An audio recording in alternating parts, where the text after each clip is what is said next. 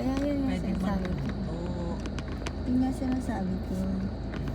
At least kung magkapag-set up ako ng tent dyan, makapagluto ako. Bili ka lang ng uling. Tapos, tsaka kape, tinapay.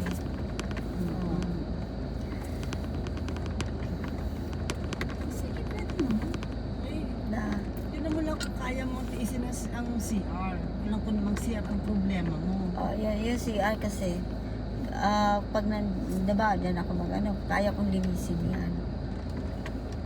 Linisin lang na Kasi ang kasama mo dyan, ng lalaki. Hindi pala.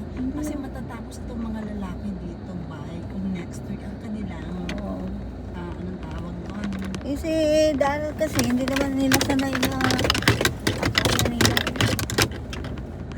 hindi naman nila alam na kaya ko. Siyempre. Ano yan? Anong puno to? Dalanghita. Ah, Kanila pa itong important to. kanila pa to. Dalanghita. Ito? Kanila pa to. I think so. Palabas lang yata ang nila. Na napakamahal ang pinag-press. Itong palabas? Hindi ako sure. Ang alam ko kasi daanan sa kabila eh. Hindi dito rin yata. Ewan ko. Ha? Kanila pa to. Ang lalim. Ay! Yan yung problema dito. Tingnan mo kasi. Tingnan mo. Kasi pag umulan yan, mama, masushoot ako dyan hanggang baywang. Mapuputikan ako.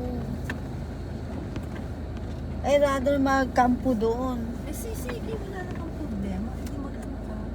Di ba nagpaikot ka doon sa kabila ka? Baka hindi kayanin dati. Kaya lang. May ano ba dyan? Hindi ko kita. Atras na.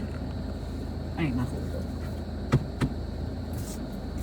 Kasi iset up ko lang yung tulugan ko. Okay na yun. Sige. Tapos maglagay ako dala ako ng solar ko. O magdala ako ng lutuan ko. Oo, tutuan mo. May solar ka. Oo, dito po.